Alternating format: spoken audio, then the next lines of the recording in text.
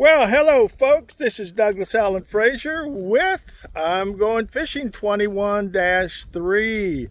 It is a beautiful day here in Texas next to my home. I'm down at my neighbor's tank and I am in search. I talked to my neighbor the other day and we still have not found where the bluegill are, or basically where most anything in this tank has gone since it is filled up. Now, I am here and in a hunt. I am going with a basic outfit, and I'll show you that in a second here. I'll move over here over to my truck and we'll get it. Okay, first of all, you're going to notice that green thing. That is a very important thing for me these days.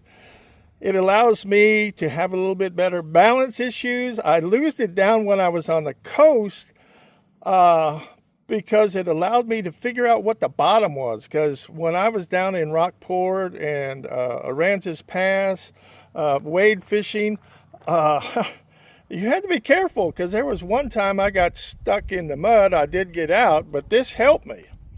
Now, I'm using one of my favorite outfits. It's about 8 feet long, I think. It's a graphite. I'll show you. I think it'll show up. It's a graphite jig pole, actually. And you say, well, why are you using a jig pole? I'll tell you why. Because I use light line and a light setup. And if I want to cast in this tank, I can get a better cast. So I'm going to use it to my advantage. So what am I using for bait? I am using worms. Worms from Walmart, the ones, you know, with the bill dance. In fact, I was watching Richard Jean, the fishing machine, and he was on one of his places down in Alabama. He said he was fishing for 30 minutes. I watched the whole thing. He caught about 20 awesome bluegill. Anyway, so I'm inspired, but mostly this is I'll just call it search and catch. In the military, you call it search and destroy, but I want to have it as a search and catch. So come along with me and we will just see what happens on this, the 26th day of April at my neighbor's tank. Beautiful day. We're on a search and catch. But remember, as Richard Jean, the fishing machine, says, fishing is good for you, but I always add, catching is the blessing. And so we're going to be casting to the right side. We're going to be casting to the left side. But we're going to say, Lord, thank you for the day that you have made, and we can go fishing and enjoy it. So we're going to get walking down to the lake here in just a minute, and we will be back with part 2. Okay, we have made our way down to the tank. And it's up at the northern end. I'm going to kind of swing around here a little bit. We're up at the northern end. And you can see we got all sorts of green crud in the water. Looking down to the south end now. Yeah, this is about a 3-acre tank. And we got some prospects of doing something a little bit different. My wife suggested, and we're going to see how that works out, and I'll let you know how that comes out when I talk to my neighbor about what I'm going to propose to him about fishing this lake in the future, or this tank in the future. But anyway, we're going to start here, and I'm going to shorten up my bobber.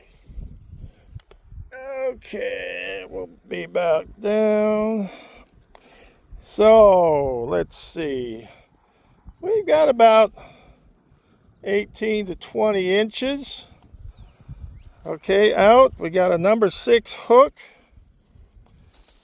And I'm going to use my handy dandy little helper here to hold my bait and stuff. And we're going to pull out a bill dance worm.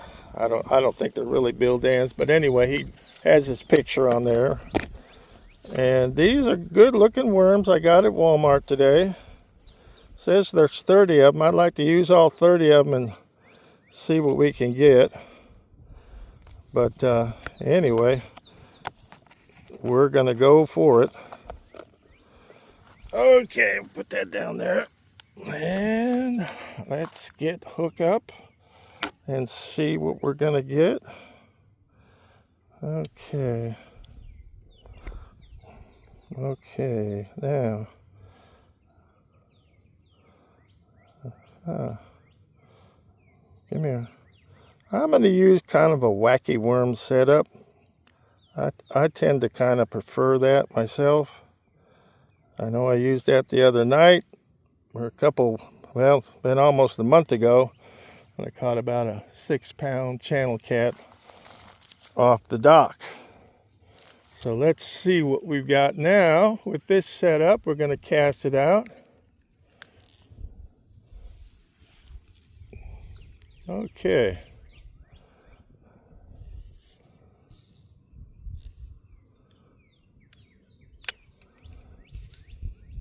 Okay. Let's see what we got going. I'm just going to let it sit there, and I'll move it a little bit until I can find some action. I don't know what else to do, and you'll be right there with me. We got a breeze blowing, so it's going to give some action, of course, to the bobber on the surface, but it'll also give some action to the worm down below, which is always a good thing. You got that action, and also the wind will move my bobber along to a different direction. So that's a good thing. So we got some good things going for us. Now, come on, fish. Okay. I'm going to bring it a little closer to the shore. See what happens there.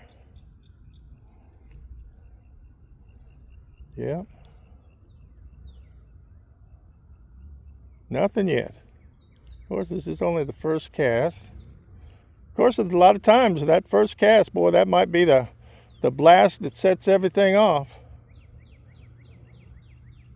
But like I said, this is really just a search and see where the fish are.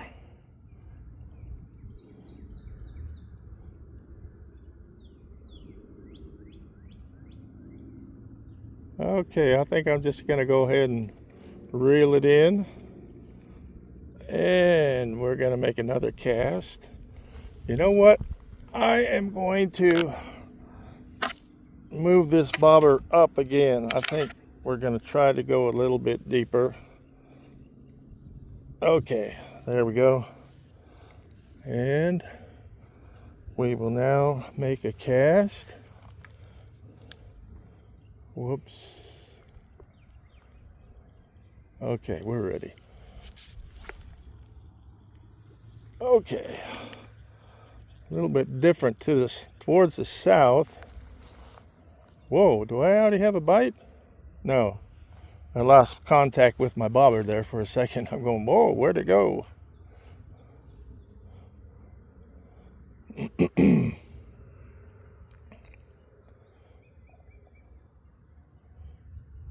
Okay, nothing yet.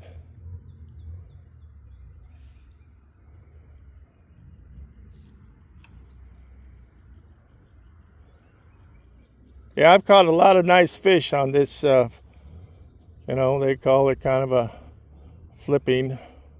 And I've caught 4 and 5 pound bass on this down at Lake Sam Rayburn.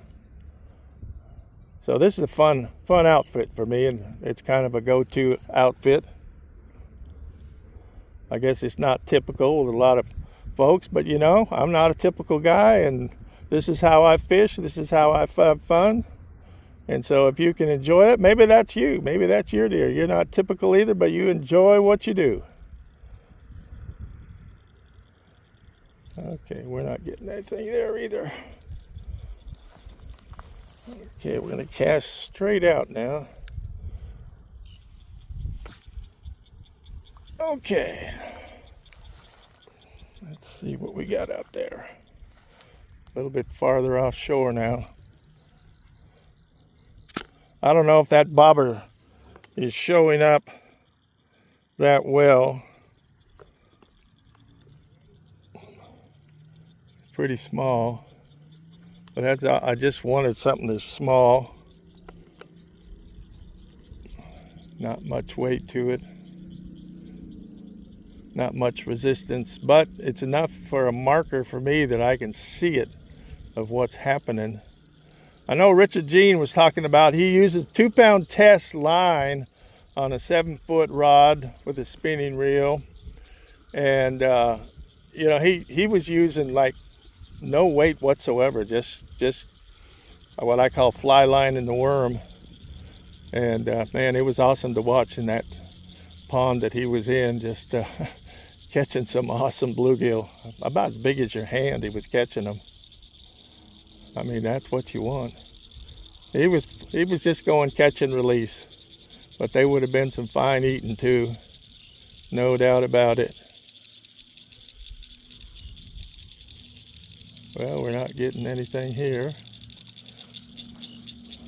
I'm gonna reel it in a little bit.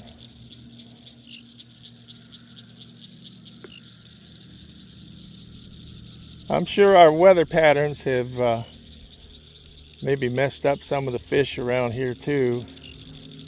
Been kind of hit and miss, dry, then cold. We had some good rain the other day, some thunderstorms. I know I'm waiting to go down to Lake Sam Rayburn to do some crappie fishing with my buddy Texas Joe. Texas Joe's crappie fishing in Brooklyn, Texas. But they've had a lot of storm and weather down there, and I checked in with him. He said, "Well, check back with me. It's just crazy right now." So I'm checking back with him, because when they go out, they get some fish. Well, we get definitely some nice fish. Okay, let's go out here one more time. Okay, here we go. A little bit out there.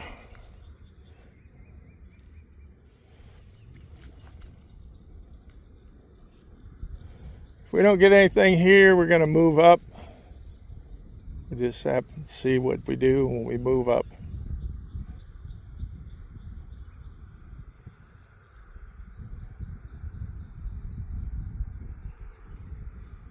We got a nice breeze right now. It makes it a little cooler.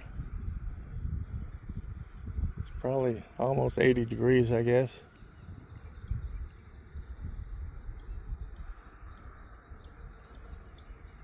Got my Beach Bum sun shirt on.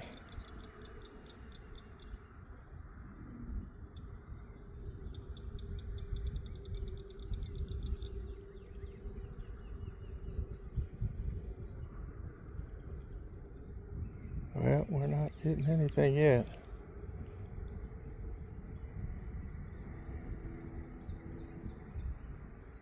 Not a bite yet. Nada, nada, nada. I'll tell you what, I'll just kind of pull along the shore here.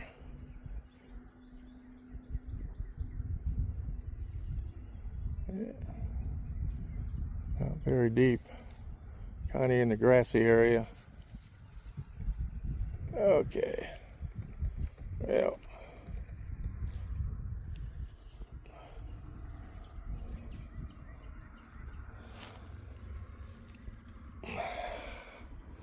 Okay.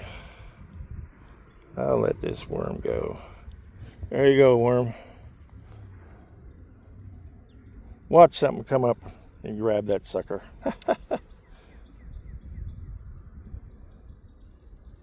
Okay, let's take a little break, and I'm going to move up the way here.